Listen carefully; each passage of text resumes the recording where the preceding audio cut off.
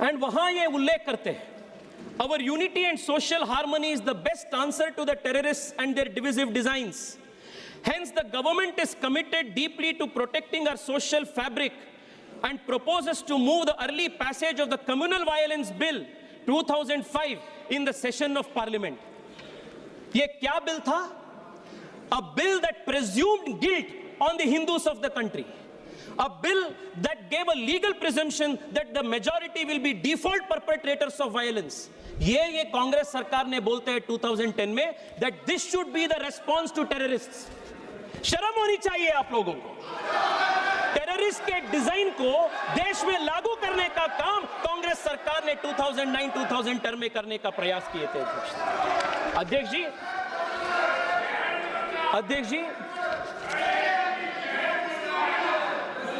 ये सब national security हो गया. अध्यक्ष जी, नेशनल सिक्योरिटी हो गया. नक्सलिज्म के बारे में हम चर्चा की. राष्ट्रपति भाषण के अभिभाषण के नजदीक. अध्यक्ष जी, ये राष्ट्रपति भाषण के उल्लेख हैं. हाँ, वही बोले. अध्यक्ष जी, मैं वही बात कर रहा हूं जो मैं कहा. ये 2010 के राष्ट्रपति अभिभाषण से उल्लेख है. ये उनके स्टेटेड पॉलिसी था. The response to terrorism is not surgical strike. Response to terrorism was a communal violence bill. ये कांग्रेस पार्टी का डिजाइन था. अध्यक्ष जी, हम इकोनॉमी के कंपैरिजन देखे हैं, इंटरनल सिक्योरिटी लेफ्ट विंग का कंपैरिजन देखे हैं. मैं विमेन रिजर्वेशन बिल पे आता. बहुत इंटरेस्टिंग चीज है, बहुत इंटरेस्टिंग चीज है. 2009 में राष्ट्रपति अभिभाषण में कहा जाता है, 2009 में अध्यक्ष जी, early passage of women's reservation bill providing for 1/3 reservation to women in state legislatures and in parliament is my commitment. 2009 में. 2010 में आएंगे. 2010 में पुनः रिपीट होता है, my government is committed to ensuring early passage of the women's reservation bill. 2012 में पुनः repeat होता है, My government has introduced a constitution amendment bill to provide reservation for women. और 2013 में conveniently ये drop हो जाता है. 2009, 2010, 2011, 2012 बार बार यही promise दिया जाता है, but promise remains a promise until Narendra Modi comes and promises and delivers on the commitment of women's reservation. ये फर्क है अध्यक्ष जी. यही हालत वन रैंक वन पेंशन का भी हुआ था. इनका सिर्फ रिटरिक है, रिफॉर्म नहीं है. प्रॉमिस है, कभी कमिटमेंट में लागू नहीं होता है. अध्यक्ष जी, मैंने कल कांग्रेस के 2004 से 2014 तक 10 साल के भाषण को पीडीएफ में ओपन करके कीवर्ड सर्च किया. क्या भारत के सांस्कृतिक विरासत के बारे में, अपने सिविलाइजेशन के बारे में, कल्चर के बारे में, अपने मंदिरों के, अपने भाषाओं के, अपने विरासत के बारे में क्या उल्लेख भी किया है क्या? इसको मैंने कीवर्ड सर्च करके पीडीएफ में 10 साल के भाषण को मैंने एक बार देखा. अध्यक्ष जी, you will be shocked with one. सिर्फ एक जगह पे स्वामी विवेकानंद जी के 150th बर्थ एनिवर्सरी के सेलिब्रेशंस का फुटनोट छोड़ के पूरे 10 साल के कांग्रेस के कार्यकाल में भारत के संस्कृति, विरासत, सिविलाइजेशनल वैल्यूज और ईथोस के बारे में जिक्र भी नहीं हुआ. ये this is all part of the record of this country. इसका एक मिनट अध्यक्ष जी, एक मिनट. अच्छा, कोई रिकॉर्ड हो तो बोल दो. आप बोलना चाहते हो रिकॉर्ड? नहीं, ये कह रहे हैं जो आरोप लगाया उस पर कोई रिकॉर्ड है तो बोल दो. रूल की छोड़ो. चलिए अध्यक्ष जी, मैं चैलेंज करना चाहता हूं अध्यक्ष जी.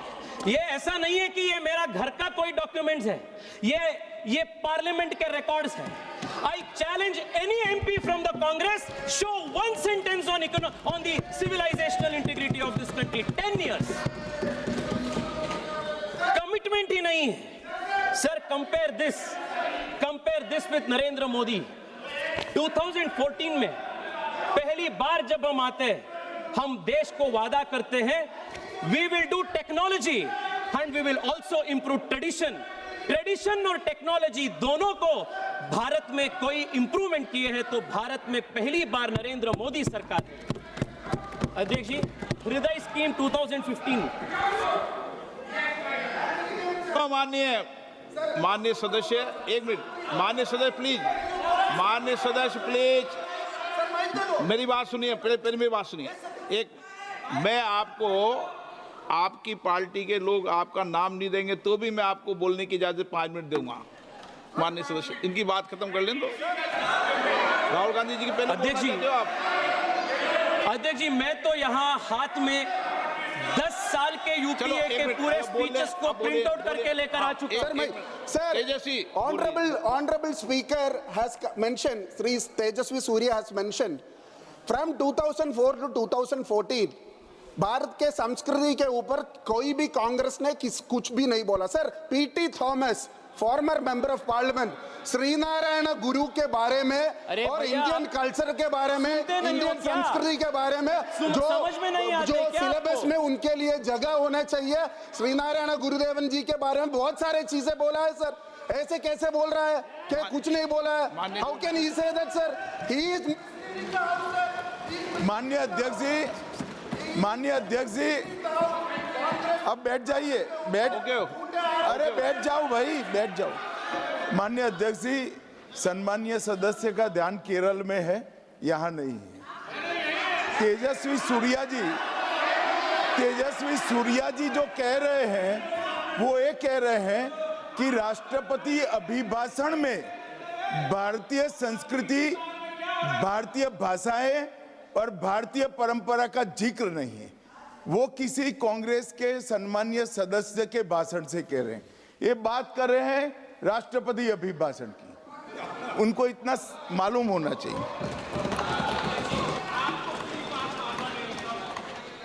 को समझाने का प्रयास उन्होंने किए हैं। आप समझाओ, पर समझदार हैं। अध्यक्ष जी, मैं एक्सपेक्ट किया था, इसलिए मैं 10 साल के उनके भाषणों के प्रति को मैं प्रिंट आउट करके आ चुका। मैं उनको देता हूं 10 साल के स्पीचेस को आप देखिए लाइन बाय लाइन, अगर आपको मिलता है तो आप देश को दिखाइए।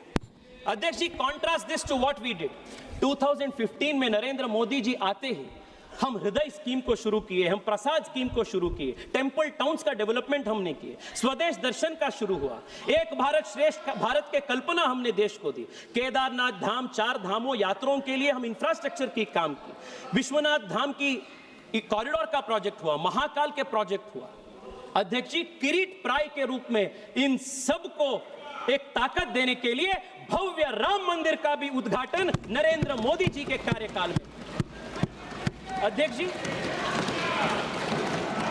ये क्यों महत्व पड़ता है? क्योंकि दशकों तक, सदियों तक भारत कॉलोनाइज्ड हो गया था और ये कॉलोनाइजेशन के वजह से देश में एक प्रकार की इंफीरियरिटी कॉम्प्लेक्स इस देश में आ गया था। मुझे कहने के लिए अत्यंत गर्व है अध्यक्ष जी, एक देश के युवा होने के नाते, कि इस साल के राष्ट्रपति के अभिभाषण में we have said something that no government in independent India's history has ever said. राष्ट्रपति अभिभाषण में हम बोलते हैं, from the cultural perspective, India is among the richest nations in the world. Through Macaulay's conspiracies, a sense of inferiority was instilled.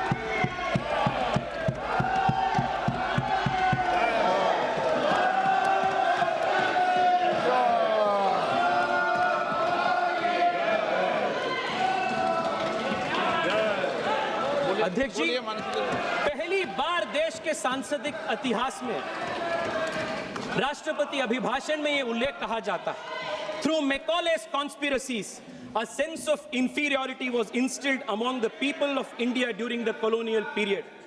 Now, for the first time since independence, my government has shown the courage to strike a blow on this. ये पहली बार किसी सरकार ने colonization के ऊपर, Macaulay के conspiracies के ऊपर, decolonization के ऊपर बात कही गई।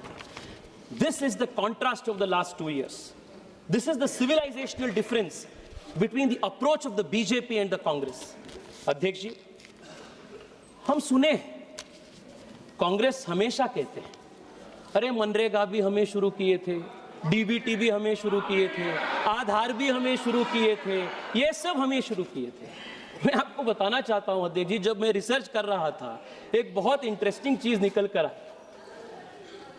इनके रिन्यूएबल एनर्जी के टारगेट्स इनके पूरे 10 साल के राष्ट्रपति अभिभाषणों में मेगावाट्स में लिखा जाता है, मेगावाट्स में।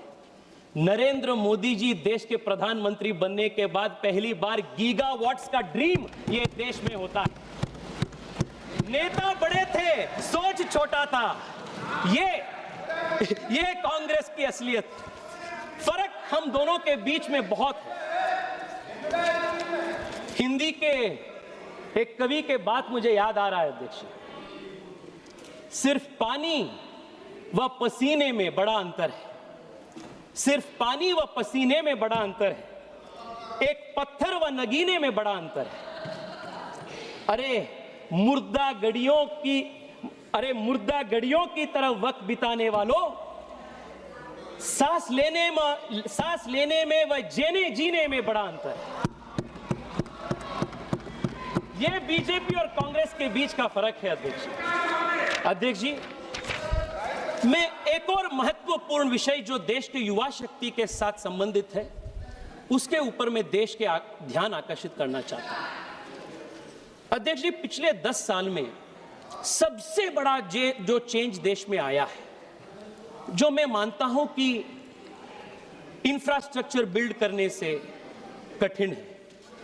पैसा डाले तो बिल्डिंग्स हो जाता है, इंफ्रास्ट्रक्चर, फ्लाईओवर्स बन जाते हैं, एयरपोर्ट्स बन जाते हैं, पर एक देश का, एक समाज का कल्चर चेंज करना, एक बिहेवियरल पैटर्न में बदलाव ले आना, एक एस्पिरेशन में बदलाव ले आना, यह सबसे कठिन चीज होती है अध्यक्ष जी। 10 साल पहले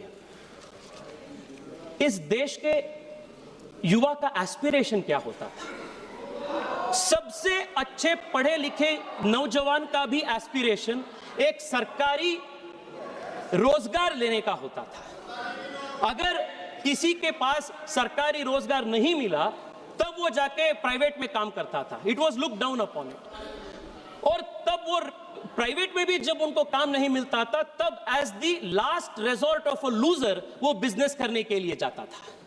ये 10 साल पहले देश की स्थिति थी, पर आज देश के एस्पिरेशन बदलाव हो गया है, चेंज हो गया है। देश के युवा आज जॉब सीकर नहीं, आज जॉब गिवर बनना चाहते हैं। एक एंटरप्रेन्योरल रेवोल्यूशन देश के बन गए। ये कल्चर में जो चेंज करने की बात है, इट इज वेरी रेयर अध्यक्ष जी। मैं आपको दिखाना